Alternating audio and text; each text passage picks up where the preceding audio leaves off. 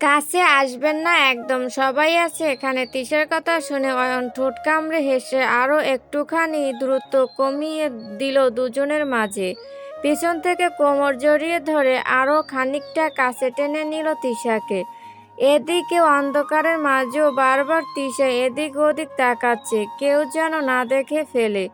অয়ন অন্ধকারের মাঝে তার প্রিয়তমা স্ত্রী পরম আবেগে বুকে জড়িয়ে ধরে আছে। ওদিকে সবাই ব্যস্ত মোম খোঁজার কাজে। অয়নের বুকে নিজের পিঠ ঠেকিয়ে ডুব দিল তিশা অতীতের পাতায়। কতই না কাঠখড় পুড়িয়ে অয়নের সাথে আজ একসাথে আছে। আজও মনে পড়ে তাদের প্রথম দেখা, প্রথম প্রেমের উষ্ণতা মাখামাখি সময়টা। বেকারদের জন্য যখন হারতে বসেছিল নিজেদের স্বপ্ন, আকাঙ্ক্ষা, ভালোবাসা, ভালো লাগাগুলো, ঠিক সেই মুহূর্তে শক্ত হাতে সবটা সামলেছিল তিশা। বেকারত্বের তাড়নায় যখন জর্জরিত অয়ন, তখন শক্ত করে জড়িয়ে ধরে তার ভারাক্রান্ত মাথাটা নিজের বুকে রেখেছিল বরং তিশা। প্রতিটা মুহূর্তে অয়নকে অনুভব করিয়েছে সে একা নয়, তার সাথে আছে তার সবচেয়ে কাছের একজন শুভাকাঙ্ক্ষী। অতীতের স্মৃতিচারণাতে মগ্ন তিশার হাঁটুতেই অনুভব করলো তার সাথে লেপ্টে থাকা দেহটা কেমন যেন শীতল। প্রকৃতির বাঁধনটাও যে খুব শক্ত। তবুও নিজের মনের ভুল ভেবে নিজেকেই সান্ত্বনা দিল তিশা। হয়তো এই বৃষ্টির দিনে ঠান্ডা আবহাওয়ার জন্য এমন মনে হচ্ছে। মোম খুঁজে না পাওয়ায় সবাই একসাথে বসে আড্ডা দিতে থাকে। খুব বড় না হলেও তিশার শ্বশুরবাড়ি খুব ছোটও না। অয়নরা 3 ভাই আর 2 বোন। অয়ন সবার ছোট, মেজো ভাই এখনো বিয়ে করেনি, আর বড় ভাইয়ের একটা মেয়ে একটা ছেলে আছে। 2 বোনেরই বিয়ে হয়ে গেছে, তারা একজন 1 সন্তান আর আরেকজন 2 সন্তানের মা। ভালোবেসে বিয়ে করার ফলে অয়ন ছোট হলেও আগেই বিয়ে করে ফেলেছে। তিশার শ্বশুর শাশুড়ি ভীষণ ভালো, একেবারে নিজের মেয়ের মতো করে দেখেন তিনি তার বৌমাদের। এই পরিবারে এসে ভীষণ সুখ সুখ অনুভূতি হয় তিশার সবসময়। এটা যেন তার স্বপ্নের সংসার। সবাই মিলে ঠিক করে লুকোচুরি খেলবে ছোটবেলার মতো। বাচ্চা থেকে বড় সবাই বেশ উৎসুক হয়ে পড়ে। ছোটবেলার স্মৃতিগুলোতে নতুন করে বাঁচতে সবাই উঠে পড়ে লাগে। অবাক করার বিষয় হলো খেলার মাঝেই বারবার অয়ন যেন কথায় গায়েব হয়ে যাচ্ছে। ওকে লুকাতে দেখে সেখানে গিয়ে ধরতে গেলেই আর খুঁজে পাওয়া যায় না। ব্যাপারটা সবাই মনের ভুল ভেবে খেলতে মন দেয়। লুকোনো অবস্থায় তিশা অনুভব করে কেউ ওর একদম ঘাড়ের কাছে নিঃশ্বাস নিচ্ছে। এক মুহূর্তের জন্য প্রচুর ভয় পেয়ে চিল্লাতে নিবে বুঝতে পারে এটা অয়ন। তারপর জোরে জোরে শ্বাস নিয়ে নিজেকে স্বাভাবিক করে। খেলতে খেলতে যে রাত 12টা 30, এখন এইদিকে কারোর খোঁজ নেই। অনেক হাঁপিয়ে যাওয়ার এদিকে লোডশেডিং করানোর ঘুমও আসবে না, তাই সবাই মিলে আবারও বসে গল্প করতে শুরু করলো। গল্পের মূল বিষয় হলো ছোটবেলার দুষ্টুমি। সবাই গল্পের মাঝে ব্যস্ত থাকলেও সেই কাজে ব্যস্ত নেই দুটো মানুষ, তিশা আর অয়ন। একজন তার প্রিয়তমাকে উষ্ণতা দিতে ব্যস্ত, আর আরেকজন ভালোবাসা মানুষের আদরগুলো সাদরে গ্রহে। সবার মাঝে থেকেও তারা বিরাজ করছে অন্য এক দুনিয়াতে। অয়নের হাত ঘুরে বেড়াচ্ছে তিশার উষ্ণ পেটে, আর তিশাও আজ মেতে আছে পরম উষ্ণতায়। আশেপাশের হই হুল্লোড়ের মাঝে চাপা পড়ে যাচ্ছে একদল কপতির ভারী নিঃশ্বাসের আনাগোনা। দুজনে যেন প্রতিযোগিতায় নেমেছে শ্বাস প্রশ্বাস চালানোর। লোডশেডিং এর ফলে অন্ধকারে কারোর খেয়াল নেই তাদের প্রতি। দরজার কাছে অয়নের গলা পেয়ে হঠাৎ করে চমকে ওঠে অর্থী। অয়ন যে এক্ষুনি তার সাথে ছিল, তবে ওখানে কিভাবে? অয়নের পরবর্তী কথায় যেন আরো বেশি চমকে ওঠে তিশা।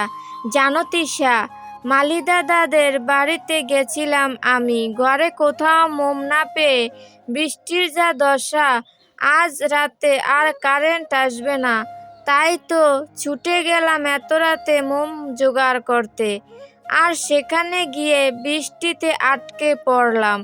দেখো পুরো ভিজে গেছি, আমার জন্য একটা জামা নিয়ে এসো তো চেঞ্জ করব।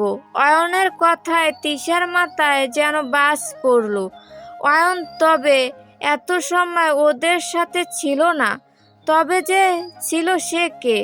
আর সে হুবহু অয়নের মতো কিভাবে আমাকে এত গভীরভাবে স্পর্শ করছিল যে সে অয়ন না হলে তবে কে? কি এমন হলো এই লোডশেডিং এর মাঝে যে বাহিরের বৃষ্টিও আমি বুঝতে পারিনি? লোডশেডিংটা রাত 12টার পরেই হয়েছিল। এ কেমন এক লোডশেডিং! এর রাত এসেছিল আমার জীবনে। অয়নের জন্য জামা আনতে আনতে গা ছমছম করে অনুভূতি নিয়ে আবারও ডুব দিল এত সময় ঘটে যাওয়া ঘটনাতে। খুঁজে পাওয়ার চেষ্টা করলো সব কিছুর যোগসূত্রে। রাতে ঘুমানোর সময় তিশার বারবার মনে হচ্ছে তার আশেপাশে কেউ আছে, কেউ আছে যে খুব দৃষ্টভাবে তার দিকে তাকিয়ে আছে। একে তো একটু আগের ঘটে যাওয়ার ঘটনা, তার উপর এখন এমন ভাবনা, সবকিছু মিলিয়ে মাথাটা ভীষণ যন্ত্রণা করতে শুরু করে তিশার। চেঞ্জ করে এসে অয়ন তিশাকে মাথায় হাত চেপে বসে থাকতে দেখে নিজের বুকের উপর টেনে নেয়। তারপর প্রিয়তমা মাথায় আলতো করে হাত বুলিয়ে দেয় আর মাথায় বিলি কেটে দিতে থাকে। তিশা একদৃষ্টিতে তাকিয়ে থাকে অয়নের দিকে। তিশার এমন ভাবুক দৃষ্টিতে তাকানো দেখে অয়ন দুষ্টামি শুরু করে দেয়। কি গো বউ, আদর খেতে ইচ্ছে হচ্ছে নাকি? আমি কিন্তু রেডি, চলো না এই লোডশেডিং এর রাতে আবারও নতুনভাবে তোমাতে মেতে উঠি। স্পর্শ এঁকে দিই সর্বত্রে। তিশাকে আর কিছু বলার সুযোগ না দিয়ে অয়ন মেতে উঠে নতুনভাবে প্রিয়তমাকে আপন করে নিতে। তিশাও একটা সময় অয়নের সাথে যোগ দেয়। এই ভালোবাসা যেন শেষ হবার নয়। এদিকে কেউ একজন ভীষণ তীক্ষ্ণ দৃষ্টিতে তাকিয়ে আছে তাদের দিকে, সেদিকে তাদের কোনো খবর নেই। দুটো লাল চোখ গভীর থেকে আরও গভীরে পর্যবেক্ষণ করছে তাদের ভালোবাসার মুহূর্তটা। শেষ রাতের দিকে মাত্রই চোখ লেগেছিল তিশার, তখনই ঘরের মধ্যে কারোর হাঁটা চলা শব্দ ঘুম ভেঙে যায়। ঘুমটা হালকা হয়ে আসলে তিশা বুঝতে পারে কেউ তাদের বেডের আশেপাশে পায়চারি করছে আর বিড়বিড় করে কিছু বলছে। মনে হচ্ছে দুটো চোখ অগ্নি দৃষ্টি নিক্ষেপ করছে তাদের দিকে। প্রথমে ভাবে অয়ন হয়তো ঘুম না আসায় পায়চারি করছে, কিন্তু পর মুহূর্তে রাতের সেই ঘটনা মনে পড়ায় হুড়মুড় করে উঠে বসে। পাশে তাকিয়ে দেখে অয়ন বেঘুরে ঘুমাচ্ছে।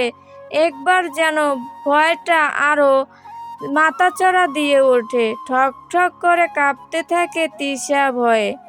এত কয়েকদিন আগেই এই নতুন বাড়িটাতে এসেছে ওরা। অয়নের প্রমোশন হওয়ায় তাকে অফিসের অন্য ব্রাঞ্চের ট্রান্সফার করে দেয়। তাই তো তাদের এখানে আসা। মাত্র 2 দিন হলো তিশার শ্বশুর শাশুড়ি সহ সবাই এখানে এসেছে বেড়াতে। কালকেই চলে যাবে তারা। ভয়ে কখন যে তিশা অজ্ঞান হয়ে অয়নের কোলের উপর ঢলে পড়েছে নিজেও জানে না। পর্দার ফাঁক দিয়ে রোদ চোখে লাগায়। ঘুম ভেঙে যায় তিশার। বিরক্তিতে কপাল কুঁচকে চোখ খুলতেই সামনে দেখতে পায় অয়নের চিন্তিত মুখখানা।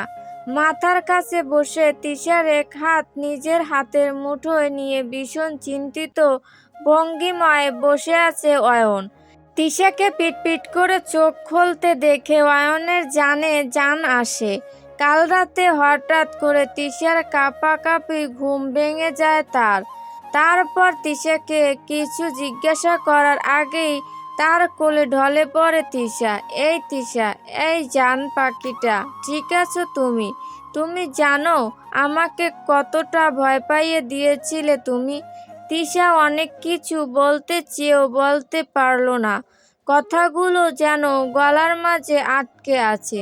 কেউ যেন ওর গলা চিপে ধরেছে। হঠাৎ করে তিশার চোখ পড়ে অয়নের দিকে।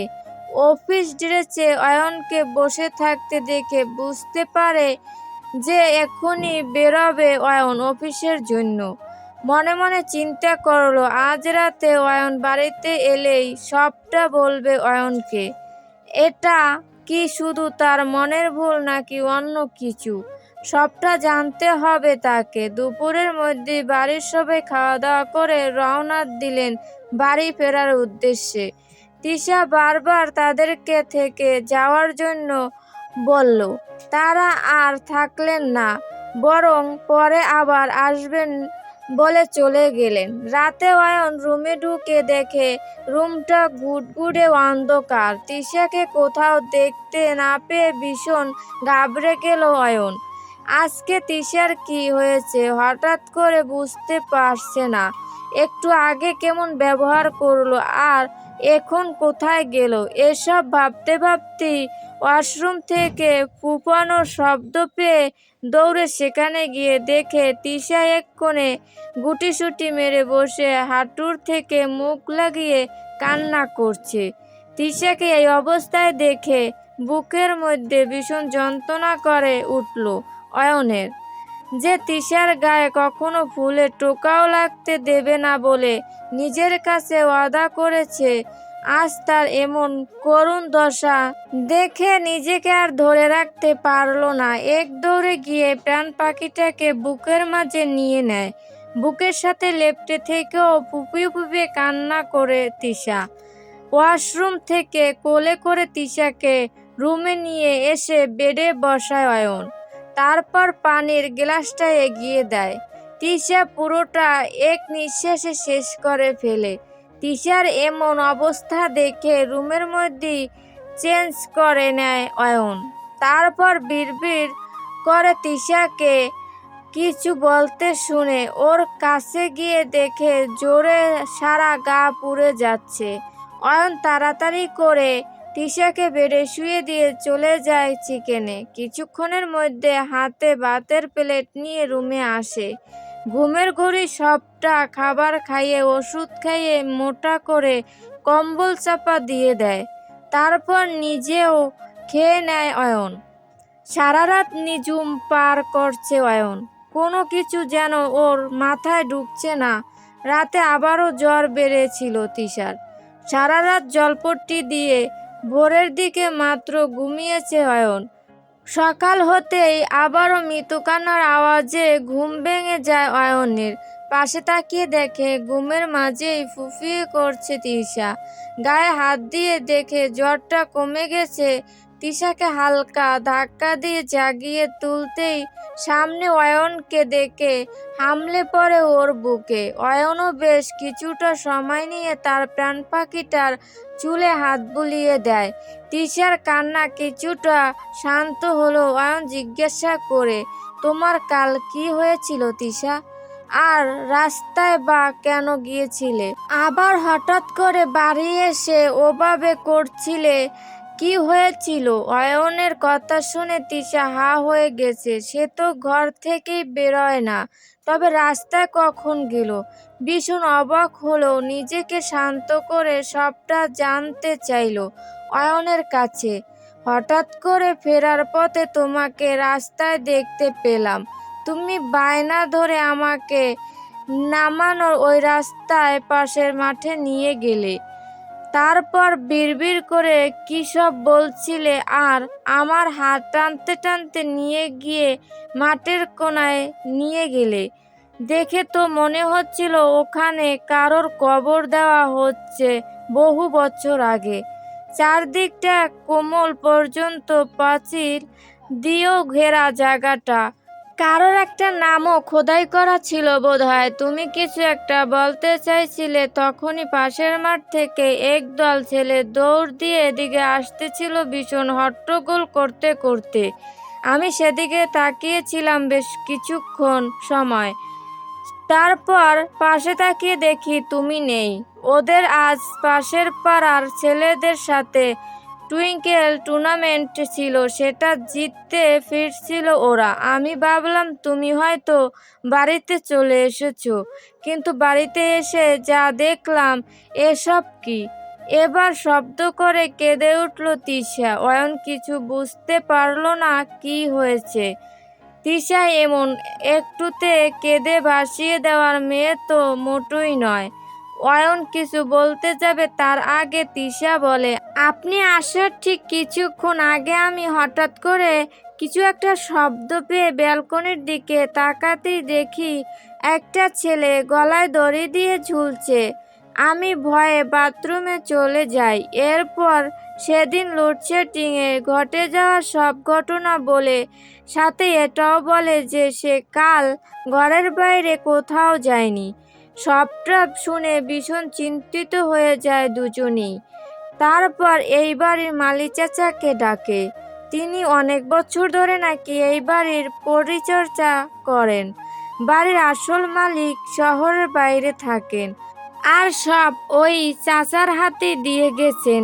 চাচা, আমরা আপনার সন্তানের মতোই, দয়া করে কিছু লুকাবেন না আমাদের থেকে। এই বাড়ির কি রহস্য সবটা আমাদের বলুন। অয়নের এমন কথায় বেশ থমথম খেয়ে যায় উনি। প্রথমে কিছু বলতে না চাইলেও অয়নের মুখে সবটা শোনার পর উনি এত বছরের পুরনো কথা তাদের বলতে বাধ্য হলো। মালিকের একটা পোলা ছিল গো বাবা, তার এক পোলা আর এক মাইয়া নিয়ে বড় সংসার ছিল। পোলার নাম ছিল সাকিব। হে খুব ভালো মানুষ ছিল। বিদেশ থেকে পড়ালেখা করে আমগো মতো গরিব বড্ড সাহায্য করত। বড্ড ভালোবাসতো পোলাটা আমাগো। হঠাৎ করে এক শয়তান মাইয়া আইলো হের জীবনে। মাইয়াটার জন্য মালিকের ভরা সংসার শেষ হইয়া গেল গো বাজান। এই মাইয়াটা খালি টাকার লোভী ছিল। সাকিব বাজান এত কিছু বোঝেন না তখন। অনেক ভালোবাসতো মাইয়াডার। যখন যা চাইতো দিয়া দিত। একদিন মাইয়াডা বলে তার সম্পত্তির অর্ধেকের নামে না দিলে সে নাকি চলে যাবে। সাকিব বাজান তাই করতে রাজি হইয়া যায়। তাদের বিয়েও ঠিক হয়। পোলাটা আমগো বড্ড ভালোবাসতো, তাই আমগোর জন্য নতুন জামা কাপড় আমি দেই হেইনি। হের খুশি দেখে আমগো খুশি লাগতো। কিন্তু ওই কালনাগিনীর সম্পত্তি লইয়া ভেগে যাওয়ার ভাবনা করতেছিল। হে অন্য পোলারে ভালোবাসতো।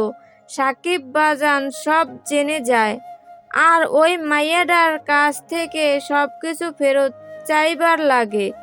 সেই দিন মাইয়াডা কেউ ঘরে ছিল না। ওই কালনাগিনী খাবারে বিষ মিশাইয়া দেয় আর আমগো সাকিব বাজানের মেরে ফেলে। হে যাতে ধরা পড়ে হেই লাইগা আর মোবাইলে লিখা রাখে যে সাকিব বাজান নাকি অন্য মাইয়ারে ভালোবাসতো। ওই কালনাগানিরে ঠকাইছে, আর হেই মাইয়া নাকি বাজানরে আজ ছাড়ি চলে গেছে, তাই বাজান আত্মহত্যা করেছে। হেই আবার সাকিব বাবারে গলায় দড়ি দিয়া ঝুলাইয়া রাইখা চইলা গেছিল। সবটা শুনে দুজনই যেন কিছু বলতে ভুলে গেছে। এদিকে মালি চাচা ভীষণ কান্না করছে। অয়ন ওনাকে এক হাতে ধরে তারপর কিছু হলো জিজ্ঞাসা করায় উনি বললেন, মালিক আইসা বাজানরে এমন করে পাইয়া ভেঙে পড়ে অনেক। এরপর সামনের ওই মাঠের ধারে বাজানরে কবর দেয়। পরে সাকিব বাবার একটা বন্ধুর কাছে সব সত্যি জানতে পারে মালিক। তাও ওই মাইয়াডার নামে মামলা করে নাই, বলে যে হের ছেলে চইলা গেছে গা, এসব কইরা তো তাকে আর ফেরত পাইবে না। তারপর লইগা দেশ ছাইরা চইলা যায়। 1 বছর এই বাড়িটা খালি পইরা ছিল। তোমরা আসার আগে এটাতে 3টা ব্যাচেলার পোলা থাকতো। তারা তো এমন কিছু বলেনি, তবে মনে হয় তোমার বউয়ের দেখা বাজান এমন করতাছে। এটা তার অনেক শখের ঘর ছিল, এটা ছাড়ি চাইনে মনে হয়। মালি চাচার চলে যাওয়া অয়ন একদৃষ্টিতে তিশার দিকে তাকিয়ে থাকে। নিজেকে ভীষণ ভাগ্যবান মনে হয় তার। এই যে তার অর্ধাঙ্গিনী, এই মেয়েটা তো সাকিবের প্রিয়সীর মতো নয়, সব কিছুতে তার পাশে সাথে থাকছে এই মেয়েটা। অয়নের চোখের ভাষা বুঝে যায় তিশা। তারপর দুজনের মাঝে দূরত্ব মুছিয়ে লেপ্টে যায় অয়নের বুকে, আর পরম শান্তিতে চোখটা বন্ধ করে নেয়। সেদিনই অয়ন তার তিশা ওই বাড়ি ছেড়ে দেয়, সাথে ছেড়ে চলে আসে ওই ভয়ঙ্কর 2টো রাত, ফেলে আসে লোডশেডিং এর সাথে শুরু হওয়া ভয়ঙ্কর ঘটনাগুলো।